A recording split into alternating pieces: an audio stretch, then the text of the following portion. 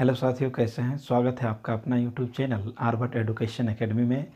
मैं रोहित कुमार। आज हम लोग मैथमेटिक्स में एक्सरसाइज 3.1 का क्वेश्चन नंबर 1 देखेंगे।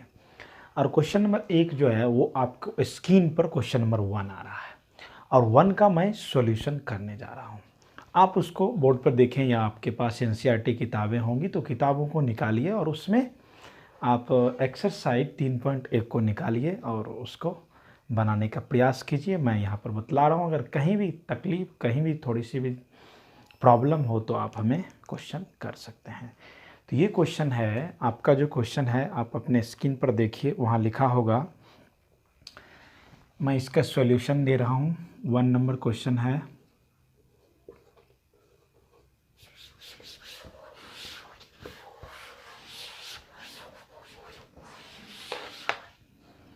स्क्रीन पे क्वेश्चन दिया हुआ, मैं इसका सॉल्यूशन दे रहा हूँ। क्वेश्चन नंबर 1 है,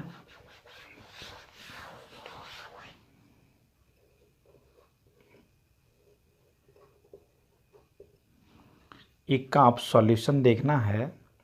सबसे पहले क्वेश्चन को अच्छी तरह से समझें। लिखा कि आफ्ताब अपनी पुत्री से कहता है। आफ्ताब नाम का एक पिता है जिसने अपनी पुत्री से कहता है, मतलब आप उसको छोड़ दीजिए। क्वेश्चन यहाँ क्या कह रहा है, मैं और आप, इस दोनों में कंपैरिजन कीजिए। आप समझ लीजिए कि आपके पिताजी हैं, ठीक है, और वो अपनी पुत्री से कहते हैं। आपके पिताजी पुत्री से कहते हैं कि 7 वर्ष पूर्व, यानी कि 7 वर्ष जो पहले जो था, 7 वर्ष पहले मैं तुमसे 7 गुनी आयु का था। अब ये क्या कह रहा है कि 7 वर्ष पहले जो था, तुम्हारा जितना उम्र था मैं उससे 7 गुनी था। अब से 3 वर्ष बाद मैं केवल 3 गुनी रह जाऊंगी। और मैं केवल कितना गुना रह जाऊंगा? 3 गुनी रह जाऊंगा। इस स्थिति को बीजीय व्यंजक और ग्राफिया में व्यक्त कीजिए। तो 2 व्यक्ति है यहाँ पर, दोनों के बारे में हमको जानना है। 2 चर वाले रेखिक समीकरण है, तो पहले मान लेंगे। माना कि आफ्ताब का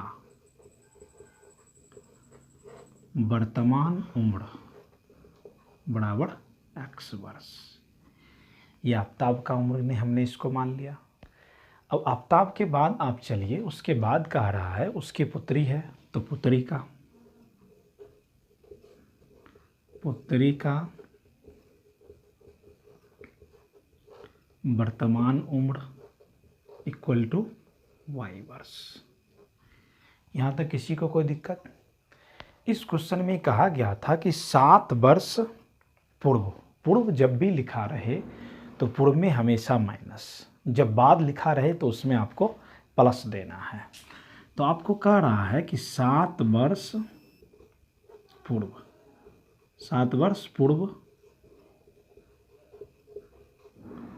आफ्ताब का उम्र। अब 7 वर्ष पहले की बात कर रही है। अभी मेरा उम्र x, अगर अभी मेरा उम्र 20 साल है तो इससे 7 वर्ष पहले, यानी अगर आप अभी 20 साल के हैं तो 7 साल पहले आप कितने साल के होंगे? तो 7 साल पहले कितने साल के होंगे? 13 साल का। कितना साल का होंगे? 13 साल का। तो पहले आफ्ताब अभी x है तो 7 साल पहले वो कितना होगा? x माइनस 7 वर्ष।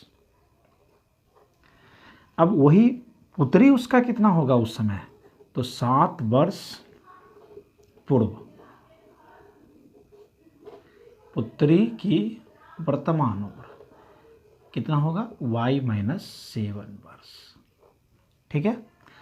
अब आप क्वेश्चन कर लीजिए प्रश्न से। एक चीज ध्यान रखिए, इस प्रकार के जितने भी क्वेश्चन होगा, आप फर्स्टली सबसे पहले करना क्या है कि सबसे पहले आप पिता और पुत्र दोनों को बराबर कर दीजिए। यानी पिता, हमने पिता को, जो पिता है वो पिता को पुत्र के बराबर कर दिया। ये पुत्री है तो मैंने पुत्री के बराबर कर दिया। यहाँ तक किसी को कोई दिक्कत? अब पुनः आप फिर क्वेश्चन को पढ़िए और क्वेश्चन में क्या कहा गया है उसके अनुरूप आप आगे चलिएगा। 7 वर्ष पूर्व मैं तुमसे 7 गुनी आयु का था। यानी पिता कह रहा है कि बेटा 7 वर्ष पहले जो थे हम, आपसे 7 गुना, यानी कभी बाप जो होगा वो हमेशा अपने पुत्रों से बड़ा होगा। जब भी गुना करेंगे बाप में कभी नहीं, हमेशा पुत्री में। तो ये क्या कह रहा है कि 7 गुनी होगा, तो मतलब इसमें क्या करेंगे 7 से गुना कर देंगे। ये पहला क्वेश्चन में कह रहा। तो x माइनस 7 इक्वल टू, इसको करिए तो 7y माइनस 49। अब इस दोनों को एक साइड करिए, x minus 7y equal to minus 49, इधर से इधर आएगा, प्लस कितना, प्लस 7।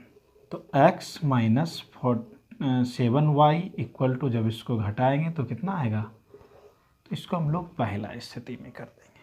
यहाँ तक किसी को दिक्कत? अब उसी क्वेश्चन में कह रहा है कि अब से 3 वर्ष बाद मैं तुमसे केवल 3 गुनी आयु का रह जाऊंगा। तो अब इसी, ये तो हाफ क्वेश्चन हो गया। इसी में आपको और आगे कह रहा है, फिर अगेन 3 वर्ष बाद, 3 वर्ष बाद, 3 वर्ष बाद आफ्ताब का उम्र, 3 वर्ष बाद जो आफ्ताब का उम्र कितना होगा, बाद का मतलब हो गया क्या, प्लस इतना वर्ष। और 3 वर्ष बाद अगर पिता बढ़ रहे हैं तो भाई उसकी बच्चिया क्या रुकी रहेगी, पिता बढ़ते जाएंगे, पुत्री रुकी रहेगी, वो भी बढ़ेगी, इसलिए उसका भी कितना हो गया y प्लस 3 वर्ष। प्रश्न से, फिर प्रश्न से होगा। अब जब इसको हम लोग प्रश्न से जाएंगे तो मैंने अभी आपको सिखाया कि हमेशा पिता जो होगा वो पुत्री के बराबर पहले कर देना है। अब इसमें पिता ने कहा कि बेटी कि मैं तुमसे, मैं जो अपनी जो उम्र है अभी से 3 वर्ष बाद जो मेरा उम्र होगा वो तुम्हारे उम्र का 3 गुना होगा। तो उसका जो उम्र है पुत्री का, उसमें क्या करना है, 3 से गुना कर देना है। जैसे ही इसको आप गुना करते हैं तो कितना आ जाता है, x प्लस 3 इक्वल टू, इसको इससे गुना करिए 3y प्लस 9। ठीक है, x इसको इधर लाइए, माइनस 3y इक्वल टू 9, इधर से इधर जाएगा -3, यानी x minus 3y equal to 6। ये मेरा सेकेंड। तो अगर इस क्वेश्चन में आपको कह रहा कि बीजीय व्यंजक के रूप में लिखिए, तो मैंने बीजीय व्यंजक के रूप में लिख दिया। बाय द वे आपको एग्जामिनेशन में x और y की, यानी कि आपको ये पूछ दिया जाए कि आफ्ताब का वर्तमान उम्र क्या है या पुत्री का वर्तमान उम्र क्या है, तो उस स्थिति में इन दोनों समीकरणों से उसका मान निकालना है। तो आइए हम लोग अब देखते हैं कि इन दोनों समीकरण से उसका मान कैसे निकालेंगे। तो अब उस जो समीकरण था उसको हम लोग सॉल्व करेंगे। सॉल्व करेंगे तो यहाँ लिखना पड़ेगा आपको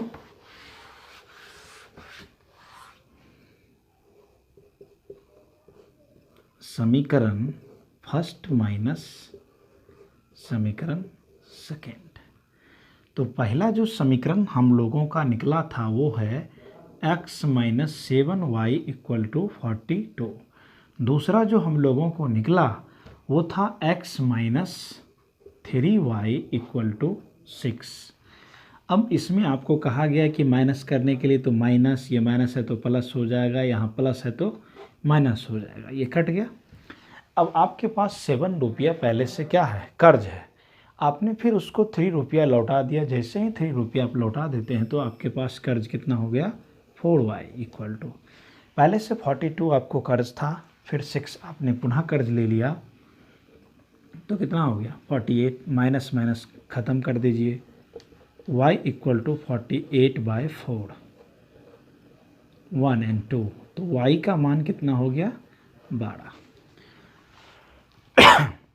अब इसके बाद हम लोग क्या करेंगे कि y का मान फर्स्ट या सेकेंड किसी एक में बैठाना है। आप कोई एक में बैठा सकते हैं, इसमें कोई प्रॉब्लम नहीं है। ऐसा नहीं है कि इसमें नहीं बैठा सकते हैं, जिसमें आपको इच्छा हो 1 और 2 जो में हो उसमें आप बैठाइए, ठीक है। तो हम अब उसका मान बैठाते हैं। समीकरण फर्स्ट में y का मान रखने पर, फर्स्ट में हम लोग क्या करेंगे कि y का मान रखेंगे। अब y का मान जो पहला जो हम लोगों का समीकरण था वो था x माइनस 7 गुना y की जगह हम लोग कितना रखेंगे 12 इक्वल टू माइनस 42। तो x माइनस यानी x इक्वल टू माइनस 42 इधर जाएगा तो प्लस हो जाएगा। तो x इक्वल टू जब इसको आप घटाते हैं तो कितना वर्ष होता है 42। यानी कहने का मतलब आफ़ताब का वर्तमान उम्र, आफ़ताब का वर्तमान उम्र कितना था 42 वर्ष, और पुत्री का वर्तमान उम्र, पुत्री का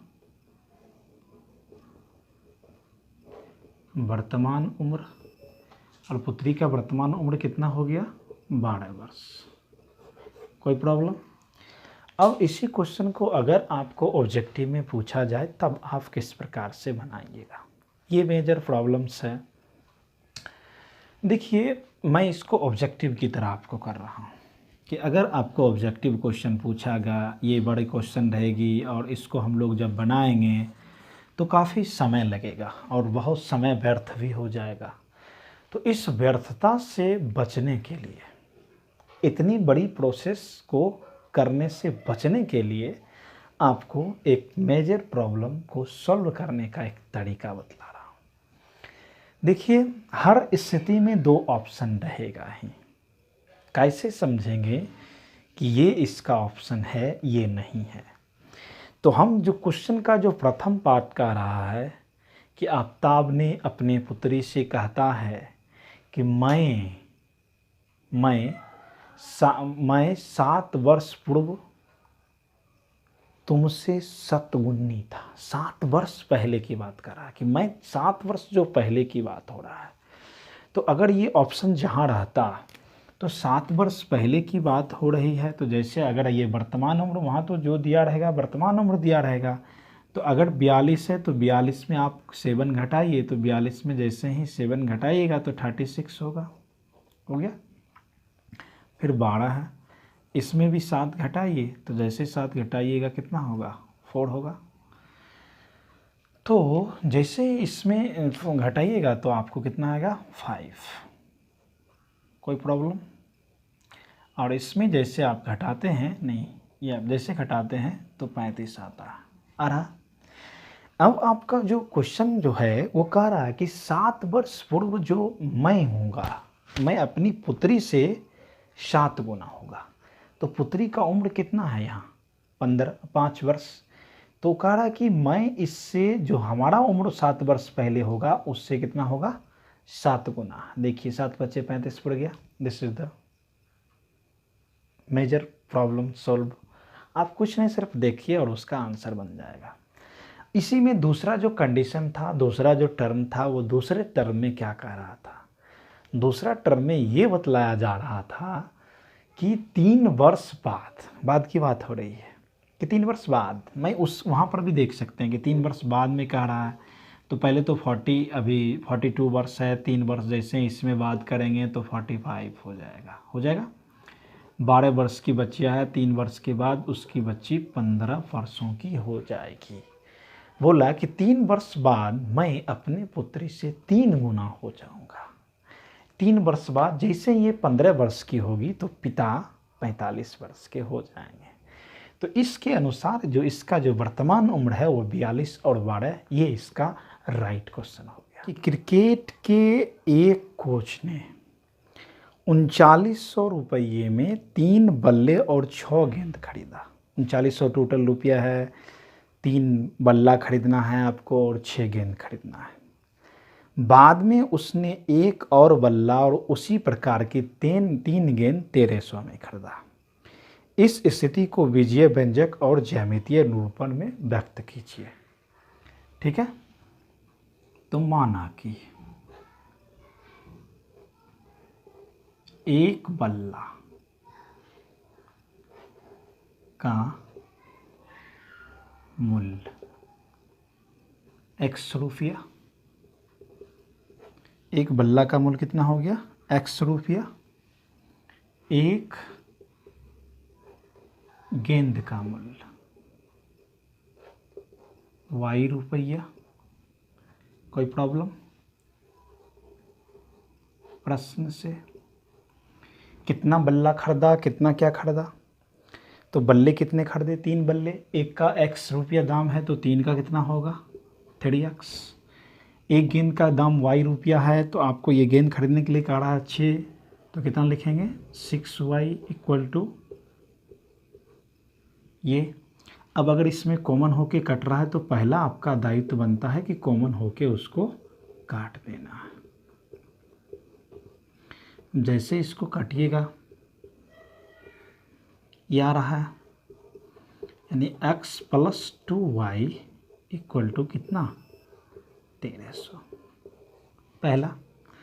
फिर जब आप इसी में क्वेश्चन आप आगे पढ़ते हैं तो आगे जब आप इसको पढ़िएगा तो इस स्थिति में क्या होगा, आगे लिखा है कि एक बल्ला और उसी प्रकार की 3 गेंद। तो अकॉर्डिंग टू क्वेश्चन एक बल्ला मतलब 1 इंटू एक्स प्लस कितना गेंद 3 गेंद, तो 3 इंटू वाई इक्वल टू कितना रुपया इसको देना पड़ा 1300, यानी x plus 3y equal to 1300। Second, मैंने इसका जो प्रथम क्वेश्चन निकला था उस प्रथम क्वेश्चन में हमने हल कर दिया था। देखिए हमने पहले ही बोला कि उसमें सिर्फ आपको बीजीय व्यंजक तक पूछ रहा है, यानी कि सिर्फ समीकरण बनाना है और उसके बाद ग्राफ खींचने की बात होती है। तो ग्राफ खींचना है ये बात कह रही है। इसमें भी कह रहा कि अगर इसका ज्यामितीय निरूपण करेंगे तो कैसा आएगा। तो फर्स्टली हम लोग इसको चेक करने का एक तरीका बतलाया है। ये A1 होता है, ये A2 होता है। तो अब आप इसको चेक कर लीजिए। A1 bye A2 equal to यहाँ कितना है 1, यानी 1 बाय 1 हो गया। B1 बाय B2 3 बाय 3 कितना हो गया 1। C1 बाय C2 1300 बाय 1300 काट दिया 1। डेट मीन्स कहने का मतलब चूँकि A1 बाय A2 बराबर हो गया B1 बाय B2 का और ये बराबर है C1 बाय C2 का। अगर सभी एक दूसरे के बराबर हो तो उस स्थिति में अगर कोई समीकरण का हल निकालेंगे तो उस समीकरण का हल जो होगा वो अनंत होगा। तो ज्यामिति जो होगा उसका ज्यामितीय ग्राफ की आकृति कैसी होगी, तो आकृति उसकी जो होगी वो समपाती होगी। इसलिए समीकरण का